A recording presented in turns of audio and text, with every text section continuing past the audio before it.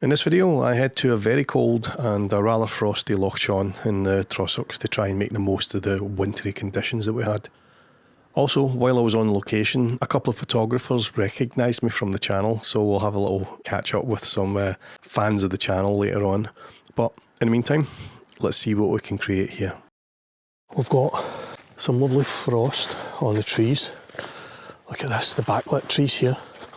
And over in that direction you've got these amazing reflections.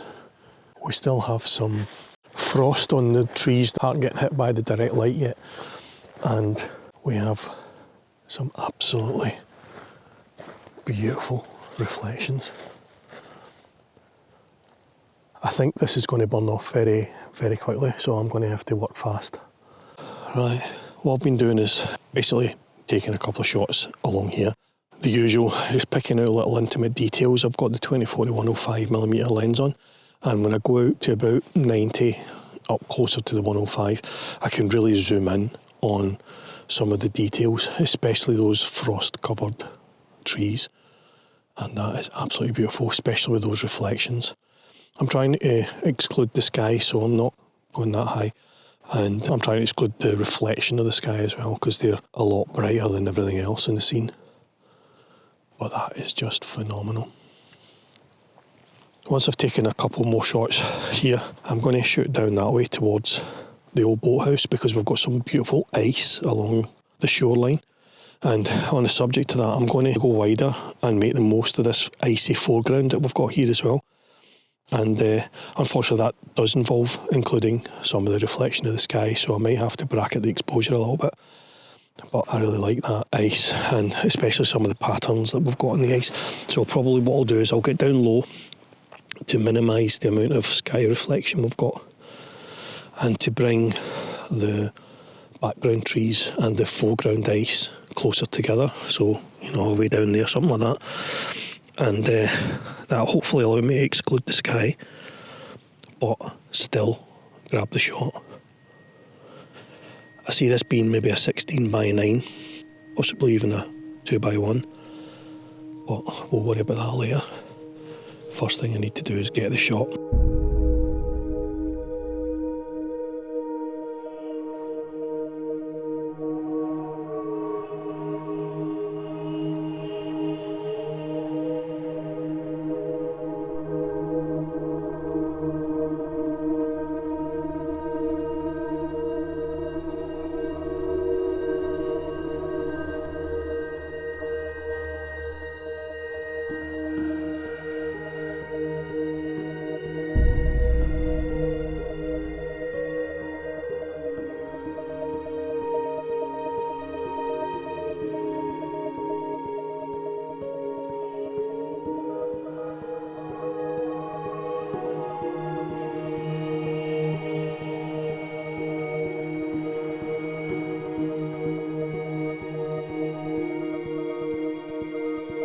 Right, I'm not finished with that side at all by any stretch, but what I'm going to do is shoot into the sun now and up towards that boathouse, because I think, as you can see, the sun's now risen above the tree line, and I think that's going to start melting this frost very quickly. In fact, it's almost entirely gone from over there now.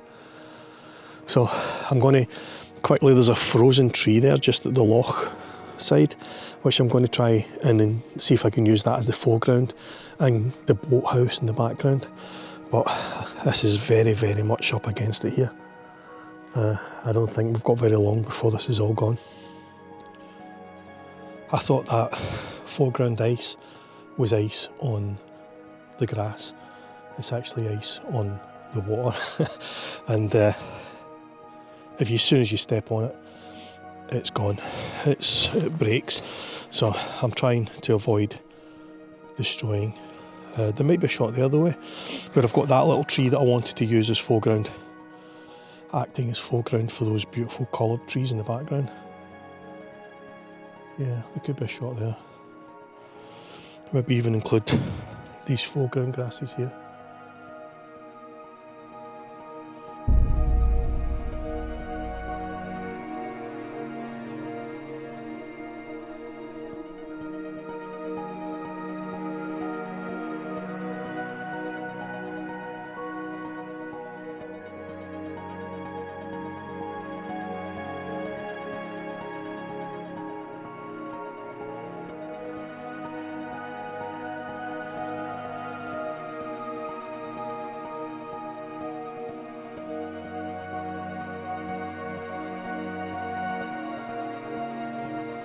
Oh, right, that was a compromise.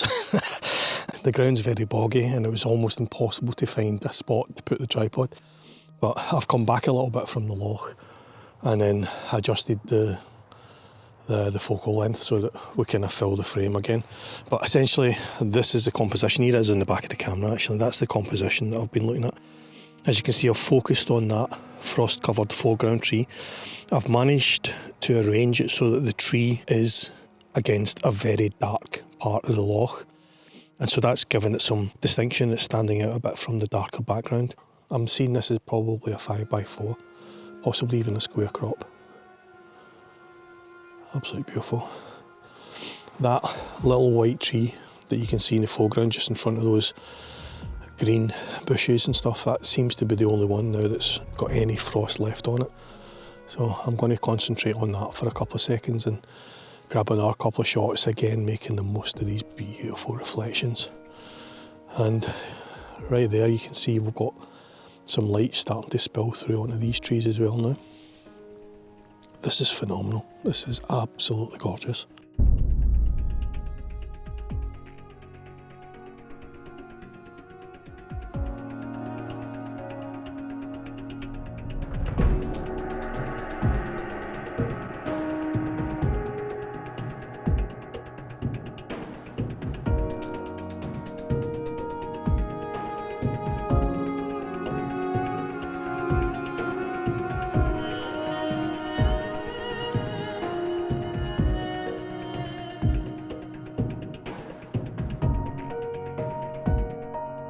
Look at this here. You've got these frost-covered grasses and ferns and stuff as well, being backlit with the sun. So, and that's really given them some distinction. So I'll probably try and grab a couple of shots of them as well. But wow, what conditions, eh? This is incredible. Right, let me talk you through this shot and I'll tell you what I like and unfortunately what I don't like about it. The trees are the main subject. I like the beautiful yellow-orange light that's just picking out little details in the trees.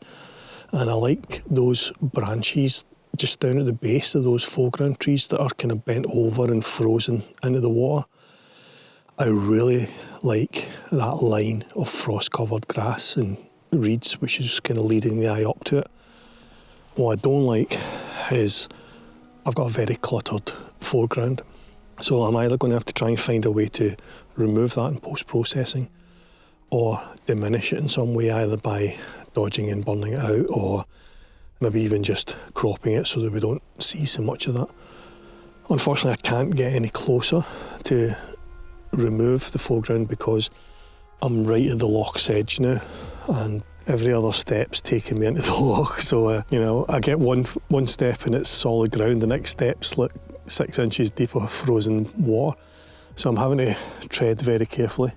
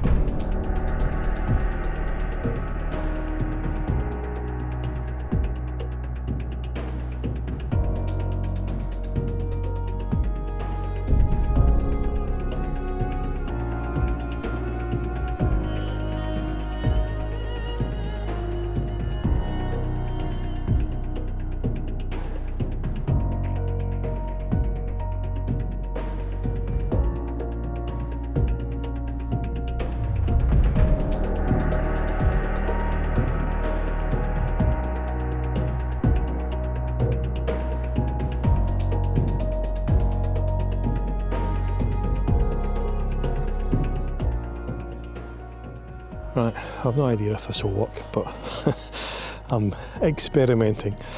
What I'm doing is I'm shooting directly into the sun, but as you can see, we've got the sun's just behind that tree, and if I line the camera up enough, I can use the tree to block the disc of the sun, and that's rendering everything else as quite dark silhouettes. but because of the frost on the foreground branches and these ferns and the shrubs, etc., they're providing some illumination in what would otherwise be a very, very dark foreground. And as I'm always saying, it looks okay. It looks all right in the back of the camera. It's just, I don't know if it will translate. I'm kind of aiming down the way to minimise the amount of sky that we've got. So this is going to be a predominantly dark image, I think, with just these foreground frozen grasses lit up. Yeah, it's worth experimenting every now and again, isn't it? Let me know if you think this has worked.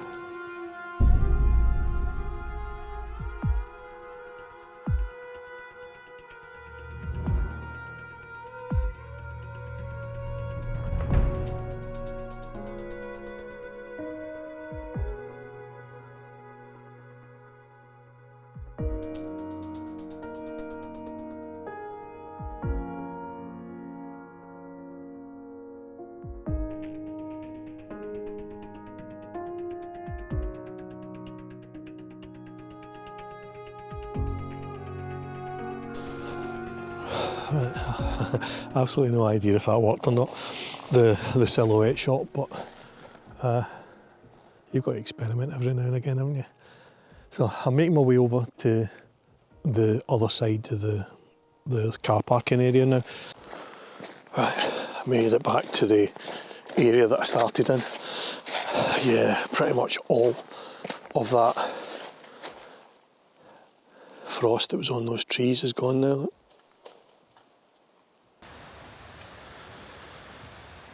I have no idea what that is, but there's something very large in those trees.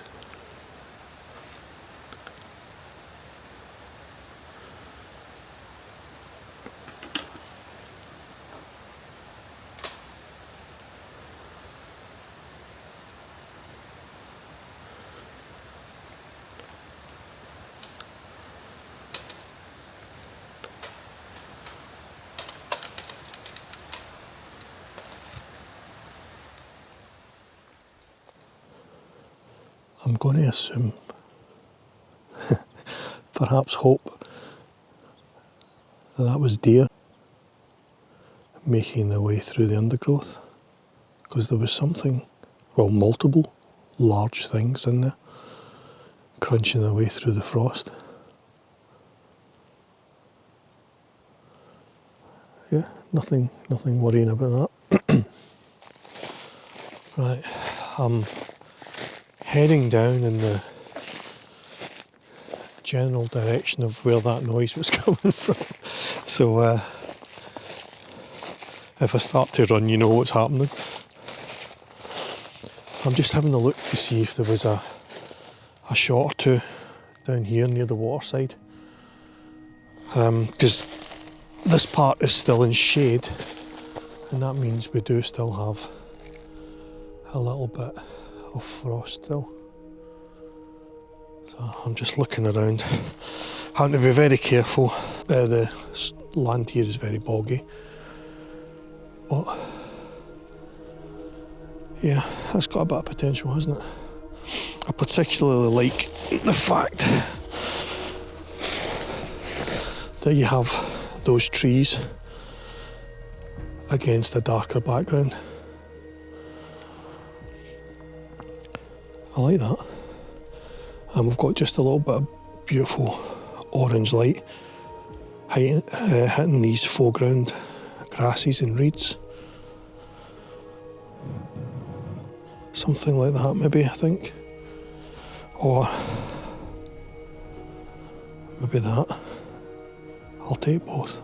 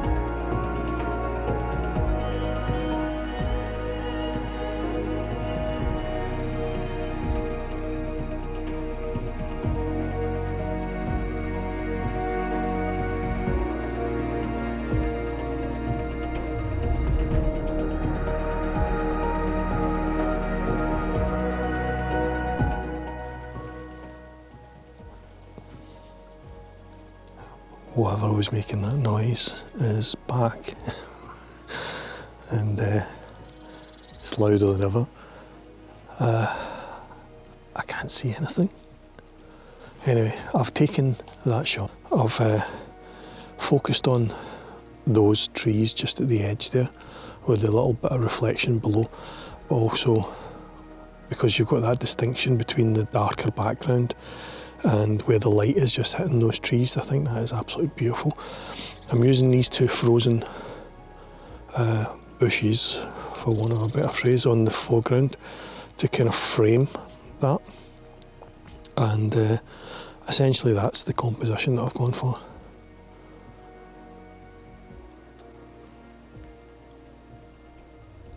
Just went quiet again. Am I being stalked?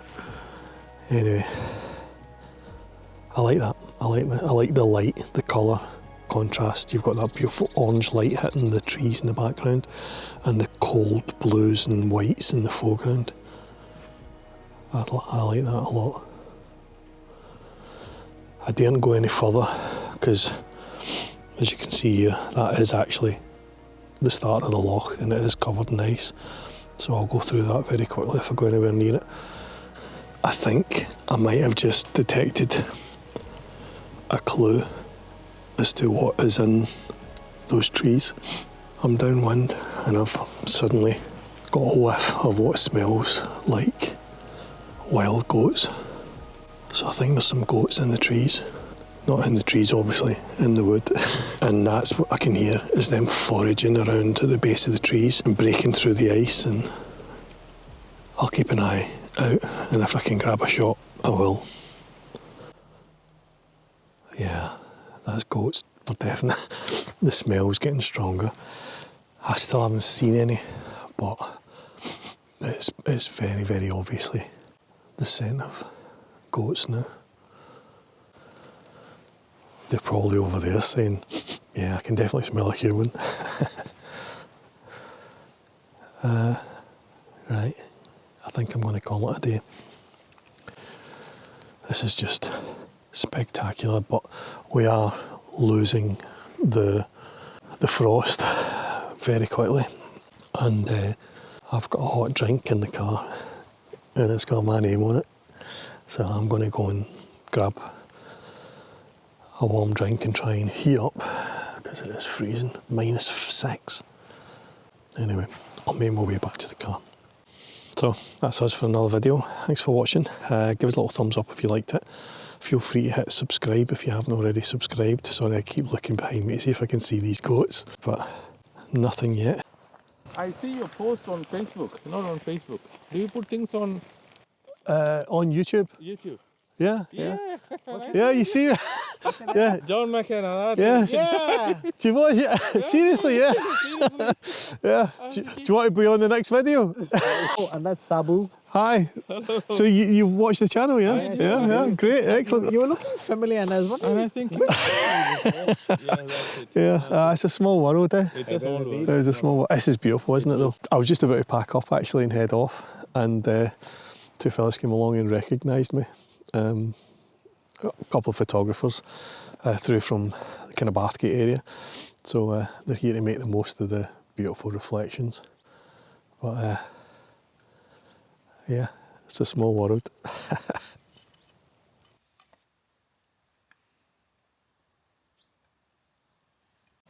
Anyway, thanks for watching, and I'll catch you in the next one. Cheers, bye.